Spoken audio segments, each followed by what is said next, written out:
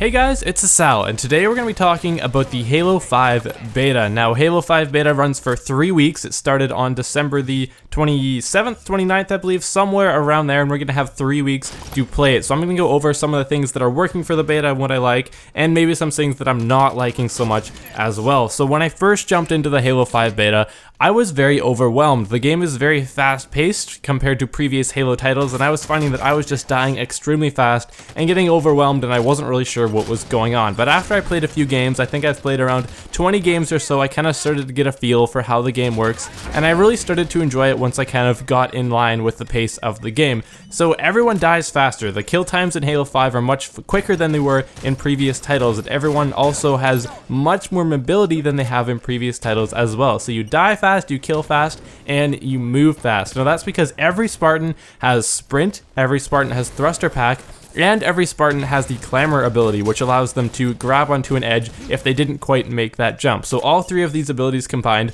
makes for a very mobile Spartan and a very fast gameplay. Now the game itself is actually quite balanced. I was very surprised because when I first saw the game unveiled, I saw things like ground pound, and I was thinking, man, that does not sound balanced at all. But when you really jump into the game, not many people actually use ground pound. It just doesn't seem to be very common. People haven't really figured it out. I'm sure it will be more used once people kind of understand how it works. But also, ground pound, it's an instant kill, and anything that is an instant kill seems like it would be something that would be unbalanced. But in practice, it's not really that.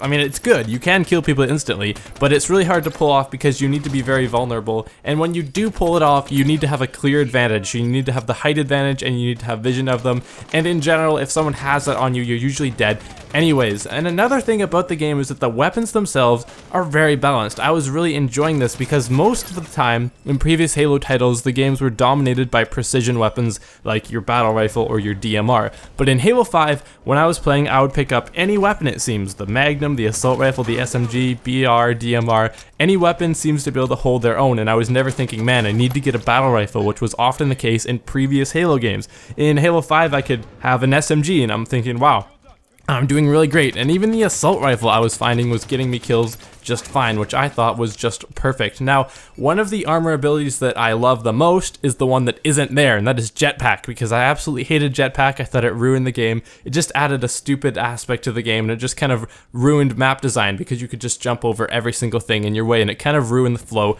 of the game. And another thing as far as balance goes is the shields.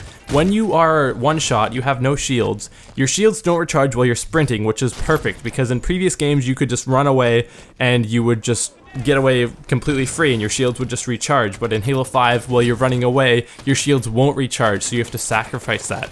As well, it seems that there is reduced aim assist in Halo 5. This isn't confirmed, but just from my experience, it seems that there is less aim assist in Halo 5, which takes a little getting used to. I was finding that my BR definitely wasn't as good as I would have liked it to be when playing the Master Chief Collection, for example, but I like this. This really caters to competitive play as well. There's no insta-spawns, which is another thing that is just perfect for competitive play.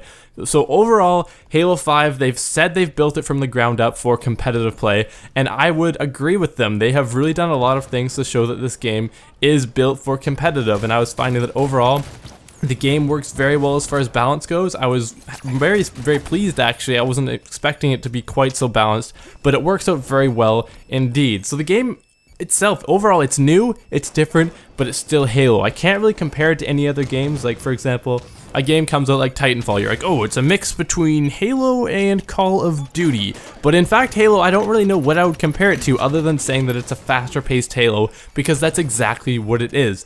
Overall, the game works very well. The ranking system itself, I do like. We have more of a division system where you play 10 games, you get placed in a division with 3 tiers, and you move up and down depending on that. I really didn't like that in Halo 4 and Halo Reach, we didn't really have any sort of skill system. Back in Halo 3, we had the 1 to 50 ranking system, which worked quite well, but the problem was it only recorded your highest skill. So you could have gotten a 50 and then played a year later and you would have still be recorded as a 50, but really you're terrible. With the division system, I like it a lot better because your skill is represented in a much more relevant way, and I think it's just a far better way to go.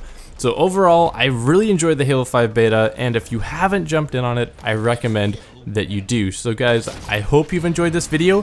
Please do get that thumbs up in there if you have enjoyed it, and thank you so much for watching, and I will see you guys next time.